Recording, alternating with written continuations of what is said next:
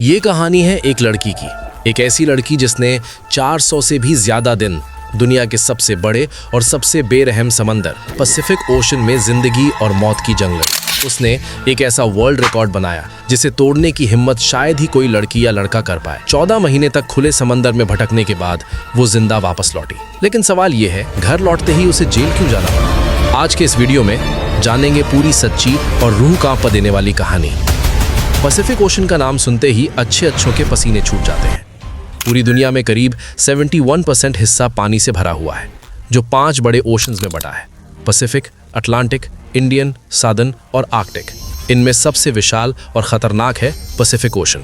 इतना बड़ा कि धरती का लगभग 165 मिलियन स्क्वायर किलोमीटर हिस्सा और अकेला पैसिफिक ओशन करीब 148 मिलियन स्क्वायर किलोमीटर में फैला हुआ है। इस ओशन में कुछ ही छोटे छोटे आइलैंड्स हैं और कई आइलैंड्स ऐसे हैं जहां आज तक कोई इंसान पहुंच ही नहीं पाया। अगर गलती से भी कोई इंसान पैसिफिक ओशन में गुम हो जाए तो उसे ढूंढ पाना लगभग नामुमकिन होता है।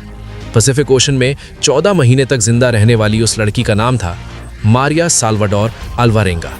उम्र सिर्फ 26 साल। मारिया के पास थी एक 7 फुट लंबी छोटी सी फिशिंग बोट जिस पर कोई इंसान सीधा लेट भी नहीं सकता।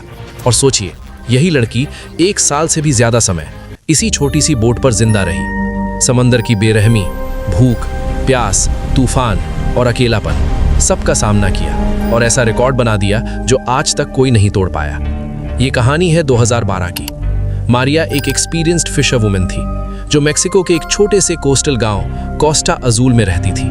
17 नवंबर 2012 को मारिया अपने एक मेल साथी के साथ मछली पकड़ने निकली। रोज की तरह 30 घंटे में वापस लौटने का प्लान था। उनकी बोट बहुत छोटी थी, एक इंजन, एक छोटा सा फ्रिज और कुछ बेसिक सामान। वो मेक्सिको के किनारे से करीब 120 किलोमीटर दूर जाल डाल ही रहे थे कि अचानक उन्हें दूर से एक भयानक समुद्री तूफान अपनी तरफ आता दिखाई दिया। वक्त बहुत कम था।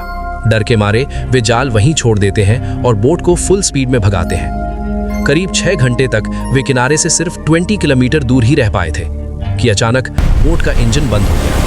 किनारा सामने दिख रहा था, उनका गांव भी नजर आ रहा था, लेकिन तूफान धीरे धीरे और पास आता जा रहा था। मारिया के पास एक रेडियो था। उसने किसी तरह अपनी लोकेशन अपने बॉस को भेज दी, लेकिन किस्मत, रेडियो की बैटरी उसी वक्त खत्म हो गई। अब एक तरफ था आता हुआ खौफनाक तूफान और दूसरी तरफ धीरे धीरे दूर होता किनारा। तेज हवाओं और ऊंची लहरों ने उनकी बोट को समंदर के अंदर की तरफ धकेल दिया। कुछ ही देर में जमीन आंखों से ओझल हो गई। सर्च पार्टी भेजी गई, लेकिन हर गुजरते घंटे के साथ मारिया की बोट और दूर जाती चली गई। सिर्फ 5 दिनों में उनकी बोट किनारे से 450 किलोमीटर दूर पहुंच चुकी थी। न फ्लेयर गन थी, न आग जलाने का सामान, न कोई सिग्नल देने का तरीका। अब दोनों को एहसास हो चुका था, शायद ये जिंदगी के आखिरी दिन है। खाना पहले ही खत्म हो चुका था, मछली पकड़ने का जाल भी नहीं था। भूख से हालत खराब थी कि अचानक एक समुद्री पक्षी उनकी बोट पर आकर बैठ गया। दोनों की आंखों में एक ही सोच थी, जिंदा रहना। काफी कोशिश के बाद वे उस पक्षी को पकड़ लेते हैं। यहीं से शुरू होती है उनकी जिंदा रहने की जंग। समंदर का खारा पानी मौत दे सकता था, इसलिए बारिश का पानी वे प्लास्टिक बोतलों में जमा करती। जब बारिश नहीं होती तो मजबूरी में मछलियों और कछुओं का खून पीकर जिंदा रहती। दिन बीतते गए, हफ्ते, फिर महीने। मेंटल टॉर्चर इतना ज्यादा था कि मारिया का साथी 4 महीने बाद हार मान लेता है। वो खुदकुशी कर लेता है। अब बोट पर सिर्फ मारिया अकेली थी। चारों तरफ सिर्फ पानी और सन्नाटा। महीनों तक खुले समंदर में भटकने के बाद उसके कपड़े एक एक करके जवाब दे चुके थे। नमक भरे पानी और तेज धूप ने सब कुछ बर्बाद कर दिया था। आखिर में उसके पास सिर्फ एक फटी हुई जीन्स और एक ब्रा बची थी। एक जवान लड़की खुले समंदर में बिना किसी सहारे के, पूरी तरह अकेली। करीब 6 महीने बाद उसने पहली बार दूर एक कार्गो शिप देखा। उसकी आंखों में जिंदगी की उम्मीद लौट आई। वो चिल्लाई, हाथ हिलाए, हर मुमकिन इशारा किया, लेकिन शिप बहुत दूर था और देखते ही देखते वो भी उसकी नजरों से ओझल हो गया। 11 महीनों में मारिया करीब 8000 किलोमीटर समंदर में ड्रिफ्ट कर चुकी थी। उसका शरीर कमजोर हो चुका था, लेकिन उसका हौसला अभी भी जिंदा था। आखिरकार 439वें दिन 30 जनवरी 2014 को उसने पानी में नारियल तैरते हुए देखे, पक्षियों की आवाज सुनी और दूर एक छोटा सा आइलैंड दिखाई दिया। किसी तरह आधे दिन की मशक्कत के बाद वो उस आइलैंड तक पहुंची। बोट छोड़कर वो तैरती हुई जमीन पर पहुंची। 14 महीने बाद पहली बार ठोस जमीन। वो आइलैंड था एबन एटॉल, मार्शल आइलैंड्स। वहां एक घर था और उस घर से एक इंसान बाहर निकला। 14 महीने बाद किसी इंसान को देखकर मारिया रो पड़ी। लेकिन कहानी यहीं खत्म नहीं हुई।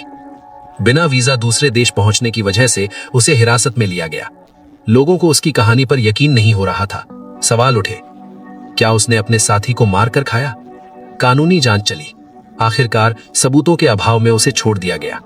कुछ महीनों बाद मारिया ने अपनी कहानी 438 डेज नाम की किताब में लिखी और बिना जाने उसने ऐसा वर्ल्ड रिकॉर्ड बना दिया जिसे तोड़ने की हिम्मत शायद ही कोई कभी न करे। ये कहानी हमें सिखाती है, हालात चाहे कितने भी बुरे क्यों ना हो, अगर इंसान हार न माने तो जिंदगी रास्ता जरूर दिखाती है। वीडियो एंड तक देखने के लिए धन्यवाद। मिलते हैं अगले वीडियो में।